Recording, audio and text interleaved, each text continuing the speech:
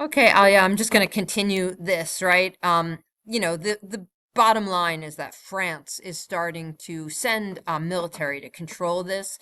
This is the French under the French Revolution, so under kind of like the radical government that keeps changing. The French send a commission to govern the island, and this commission is going to be like hands-on leaders of the island. So the French, in other words, are sending like governors, to the island, and so we'll see kind of what these French governors do.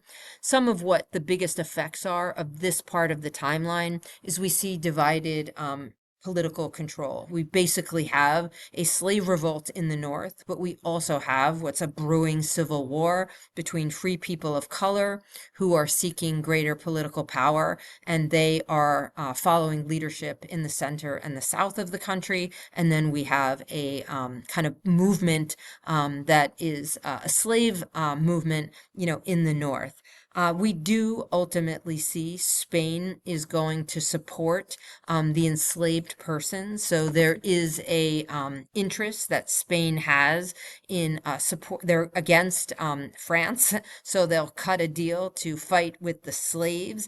Britain, which is also anti-French, will support the white planters. So you get this like very weird kind of participation where Spain and Britain both enter into Saint-Domingue. Maybe they're looking to take a piece of this like kind of Caribbean economic power, but they're both anti-French Revolution, and they want the spoils of Saint-Domingue. We do have then a continuation, the French commission that comes to Haiti, to Saint-Domingue to rule, has a few abolitionist types in it, and they've been influenced by the Enlightenment and the French Revolution, and they decide basically to free the enslaved persons. Part of this is for military purposes. The French cannot control the slave revolution. The slaves are largely fighting along with the Spanish, and the French are fighting the Spanish and the British. They can't do either of those things without the numbers of people that they need. So they free the enslaved persons, and sure enough, Toussaint Louverture and the rest of the enslaved persons come over to the side of France to fight for the French, and we get a French advantage over Britain as former slaves leave the Spanish side to fight for the French. We also see at this time the rise of Toussaint Louverture as the leader of the enslaved. His rule and his style becomes very important.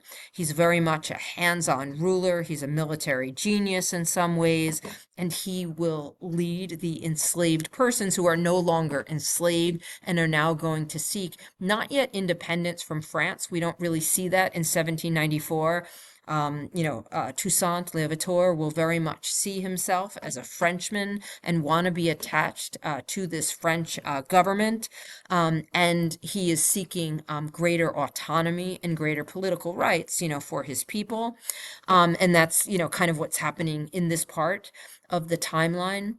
We do see the Civil War really start to heat up, and it becomes a horrifically bloody civil war. Former slaves in Toussaint start to target people of color in the southern part of the country.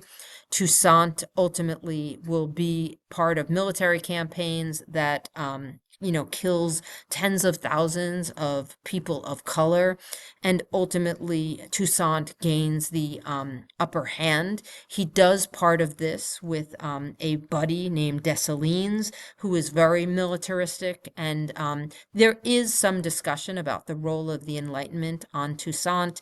He does have a great deal of influence. He's also very influenced by his own African background, his own parents. His father was African, so he's got a variety of influences, but the Enlightenment is one of them. There is a constitution that comes out of this. The creation of the constitution that Toussaint creates isn't popular with everyone, but it really establishes a rule of law. Slavery will end in the Constitution, that there will be citizenship so that all people will be citizens of France, basically. He is also made a governor general for life, and he does maintain plantation workforces. Um, for the people who were formerly enslaved, not as enslaved persons, but as wage laborers. But this is a part of his constitution that people don't necessarily like. Toussaint does this because he wants there to be some economic viability. In 1797 to 1801, Toussaint rules. And this constitution does become like a figure of autonomy. Toussaint's rule becomes by and large, Saint-Domingue under Toussaint. And as the French Revolution moves into the rule of the consulate of Napoleon, and Napoleon will in time become emperor, this constitution creates like an issue for Napoleon. He really had this vision of France in the Americas. Think of like Louisiana and what becomes the Louisiana Purchase. At this time, Napoleon still has that territory, and he's hoping that the Caribbean will also fall to France. And he has dreams of like South America and all of that. Napoleon actually makes peace with Britain in 1803 and sends troops under his son-in-law or brother-in-law, I think, to Saint-Domingue. And France is basically, sending a lot of resources to Saint-Domingue.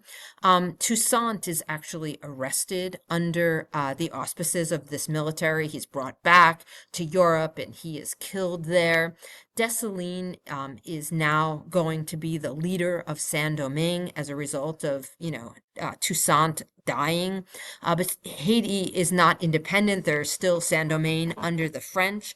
But these former slaves under Dessalines have not only fought against people of color for political power, that they are now fighting for independence from Napoleon's France. So it's like a new rebellion that happens in the 1800s. France's troops under Leclerc tries to continue.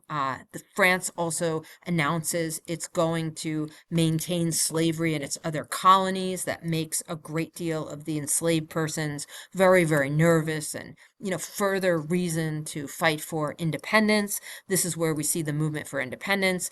There's a massive yellow fever epidemic. So many of the French who don't have immunity to this particular disease, die in droves. And so the enslaved persons kind of have an advantage.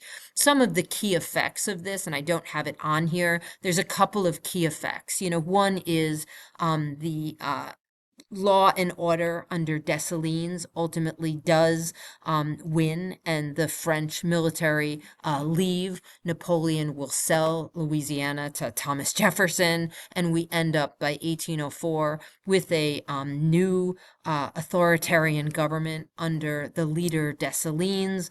This becomes a very kind of contentious political situation because even though the slaves win the war and they have their own independence from France, there's still a great number of people who are free people of color.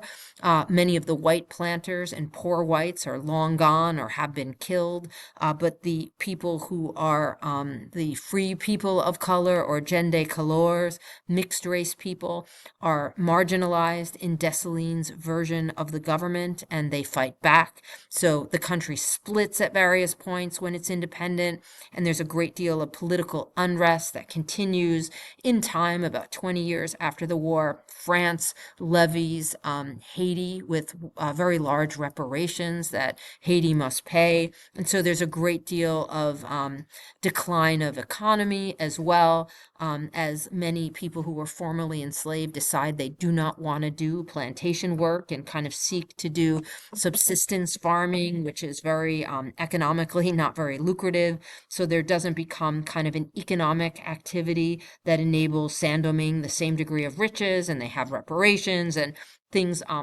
get very challenging for the country of Haiti. And arguably some of this is connected to today's history, but I hope that helps and gives you a little bit of a rundown of the Haitian Revolution.